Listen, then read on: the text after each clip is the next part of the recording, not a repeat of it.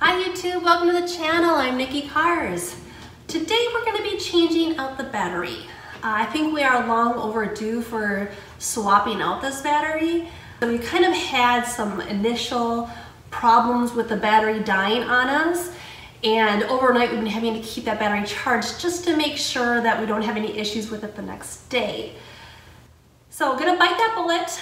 We are going to get a new battery and just swap it out and change it out. So I'm gonna go through the process today of what that entails. Hopefully this project will smooth. It's just swapping out a battery, so it shouldn't be too horrible. All right, so let's go swap out that battery. All right, so in order to get to the battery, we have to get underneath this area right here. We're going to remove the spare tire, and underneath it is the battery. Now we can see the cover here. Under this area here is going to be the battery. All right, so here is what this looks like. We are missing, it's a cover that goes over the positive terminal so that this area doesn't touch anything and short out. We're missing that. We're going to have to figure that out and find a new piece for that. But pretty much all that you need to do right now is remove these two foam pieces up here and this one up here. And then we just take a 13mm socket and going to remove 4 bolts. So this 1, 2, 3, 4.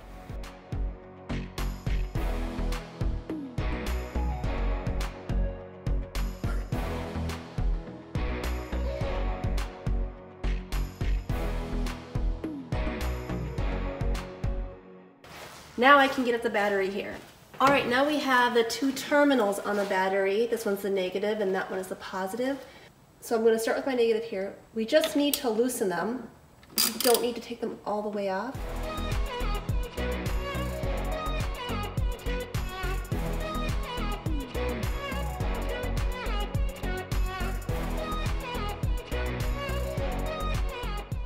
Because these wires don't really want to stay in place, we're going to Velcro them back here for safety.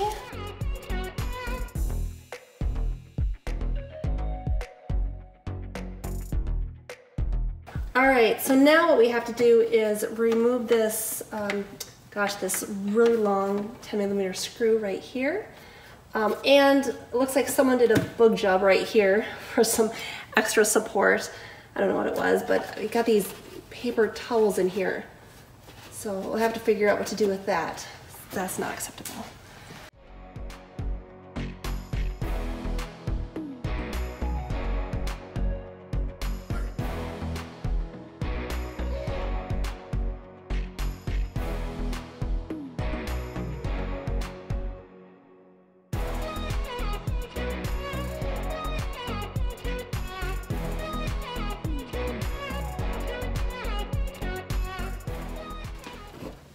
All right, you guys, I want to talk a little bit about this battery.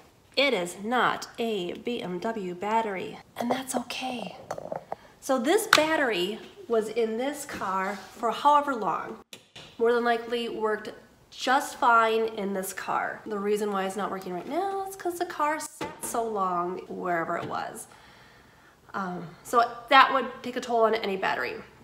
Now, I'm gonna go to the store tomorrow and I have 2 choices. I can either get the BMW battery, probably for $1 million, or I can get this other brand battery that will work just as well. I'm probably gonna get the other brand battery because everything that we're doing on this BMW car is not conventional anyways.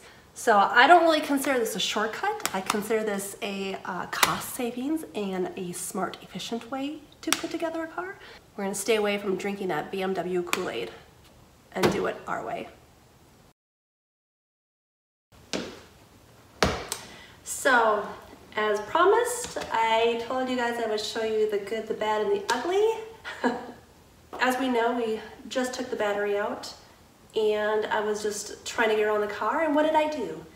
I shut the gate and shut the hatch because I like things buttoned up. I don't like things open and kind of all chaotic. I like to just keep them neat and, neat and together. But without a battery, we can't open the hatch back up. So when I get back with that battery, I'm gonna show you how to open a hatch. I know for sure I can get the hatch open, so we're gonna have to figure out how to get this bottom gate back open. Yeah, well, I made that more difficult for myself. Well, lesson learned. All right, so here's what you do if you get locked out of the back. You go back to this hatch over here. And see this little lever right here? You just pull this out, and then you just pop. And then you have to go around the back and lift it up. All right, now that we have opened the hatch from the inside, we're gonna come on the outside and lift up the top. Now we need to get this bottom gate manually open. Okay, I'm standing right outside here. This top piece right here has to be removed. There is a lever right under here that we can pull up, similar to the top hatch, and just pull it open and it should pop up. But first we need to get this top panel up.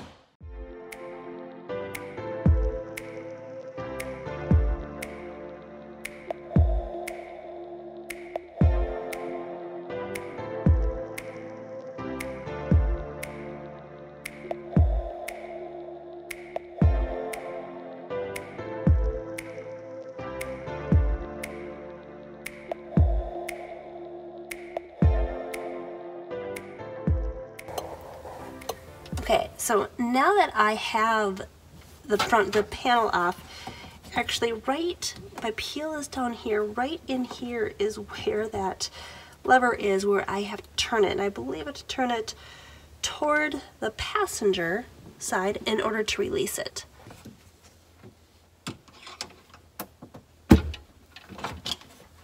There we go. Look at that. Look at that. Now we'll just put that bottom panel back on. Should be good.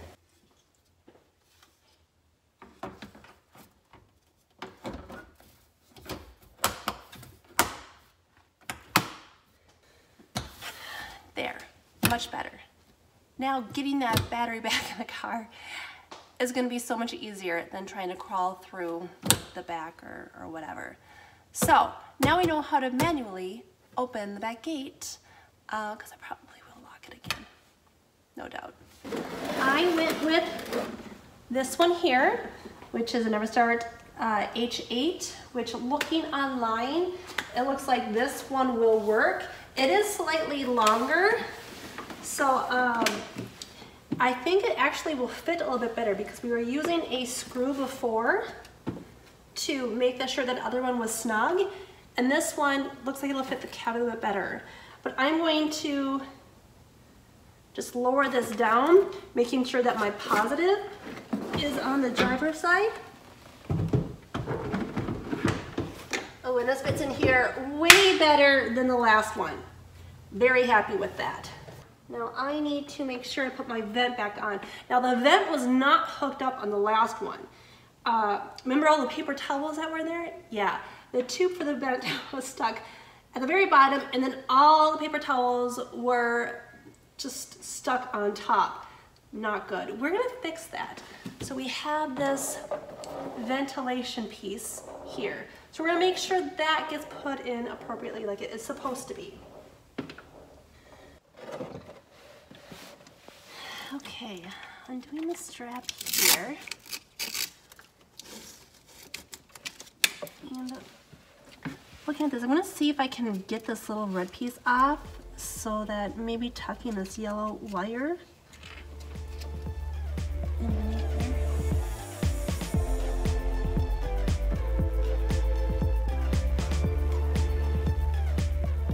I'm actually gonna take this yellow wire off here and I'm gonna put it on this bolt instead.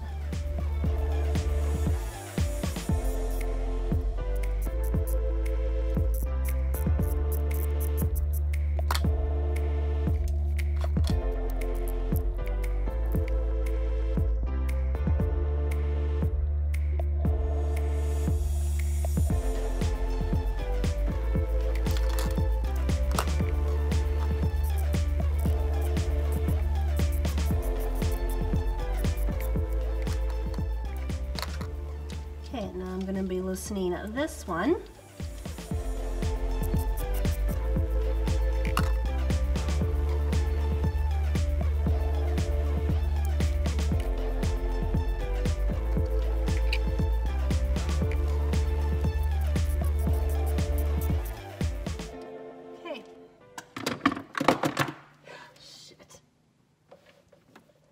So I just switched the yellow wire from here to here.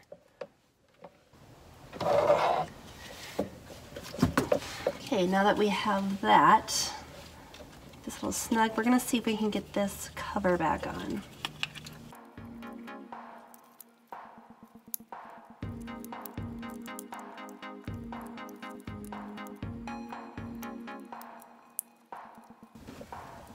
Okay, there we go. That's what we have. Now that I have this red case snug on, I'm not super happy with this cable being out here. So I'm going to loosen this and put this over here on this side so that I can bind all of the wires together and they'll lay really nice together.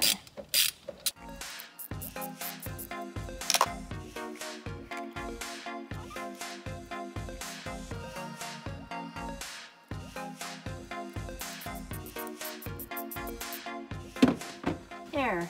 Now we'll be able to tape those together and have them nice and organized. Okay, so I have this all ready to go. We want to make sure that this sits on as low as possible right here, so it's really nice and snug and it lays down really flat.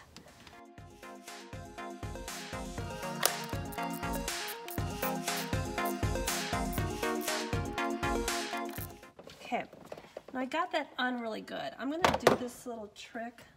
I'm still kind of panicking about doing the cross wires and shortening stuff out because I don't want this to touch anything. So I'm going to see if I can somehow finagle to put this on. I think I might just cut this a little bit and do a little field modification and put this back on, so that there's no chance of it touching any of this and shortening the car.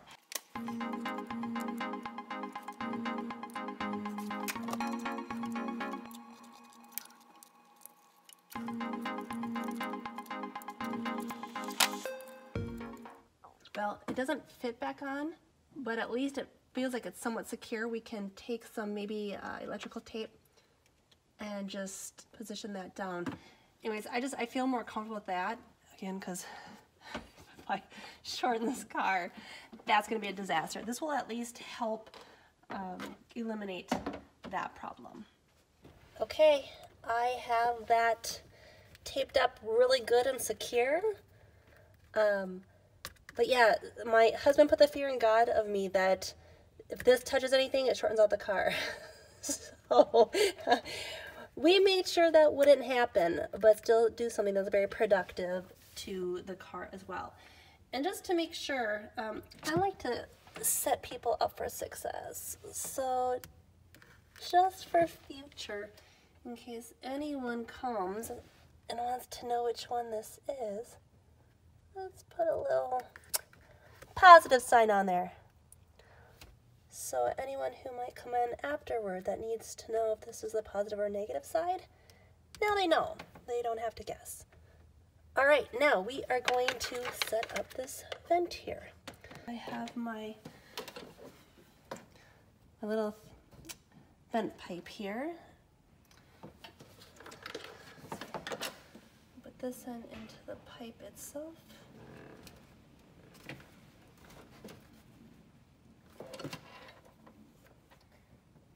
And then the other end into the battery. There. Now it's venting. Or ventable. Okay. Done. Now for the negative. Now here I got one shot to put this on. You cannot be taking it off and on. So I'm going to put it on and then be ready with my socket to screw it down really good.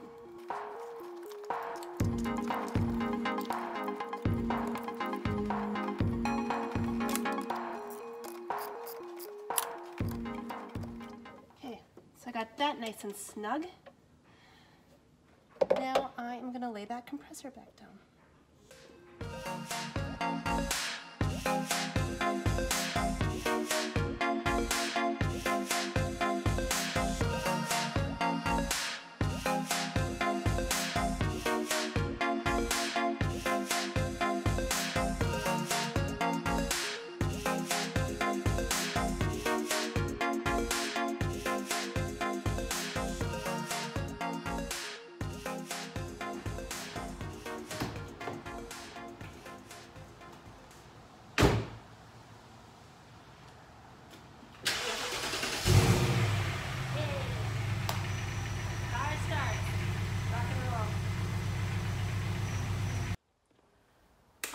So the installation is complete. Pretty happy with the setup. So just noting a couple things, we've got that extra security on the positive terminal. So if a wrench or anything metal falls into that area, we're good. We don't have to worry about it. It's not going to short anything out, so it's extra protected. It's not as sexy as it could be, but it works. It works, and I'm content with that. I can live with that. And then we have a better fitting battery. So I bought a bigger battery, and remember, I did not go with a BMW battery. I went with a regular brand battery. One that I found on the internet that other people are using that works just fine for a heck of a lot cheaper. And it fit better into the cavity than that other battery did. So remember the other battery, we had the screw, and we had to snug it in and tighten it in, and then we have the paper towels stuffed on the other side for extra security or whatever that was. Maybe I think it was just hiding the vent pipe is what it was doing. But we don't need any of that. So we took out the screw, took out the paper towels, battery fits in there, got it vented this time, actually put it in right. So we have that. So we are all situated. But I wanted to note something when I went to go pick up the battery, because they asked what kind of car I was putting this in, and I mentioned it was a BMW. And I thought it very funny that they said they do not touch BMWs for just changing the battery. And this was just a regular store down the street that does a ton of installations, a ton of car fixes and other battery swap outs, but they don't do Beamers. He said, yeah, we've done a few of them and it did not work for us. Something about how things aren't hooked up right or in the right order or situated correctly. It will set off a bunch of alarms and then lock you out and the whole thing will go down. And he goes, we had a hard time getting it back up and working. And I just, gosh, that kind of just rubbed me the wrong way. Because I do not like to be held hostage for certain things. And I feel that if you can't do something as easy as a battery swap on your car, you're being held hostage for that. That should be an easy one. And that should definitely be something that you can do. I mean, no wonder that people are fearful for working on their cars or doing any type of maintenance on their car, because there's things like that. I mean, luckily I have a first gen car, which that wasn't the situation on this one, so I'd have to worry about that. But if I had any other generation cars, that is a huge concern, that I could run into those type of issues. So, I don't like that very much. I don't like hearing that. And that's why I guess I'm trying to dive into this, because I kind of want to prove that if you just do the research, take your time and be patient, you can do the work. And you save a lot of money doing the work yourself. And you also know what kind of job was done. I mean, I look at this car and I see some shortcuts that were taken. Well, I want to make sure that I'm not taking those shortcuts, because when it comes to cars, you should never take a shortcut like that, because that can end up in disaster. Especially if you were to sell the car, okay, you half-assed it and then sell the car, that is just not cool. But all right, that wraps up today. I hope you guys enjoyed this episode. I hope you learned something. But until then, see you next time. Bye.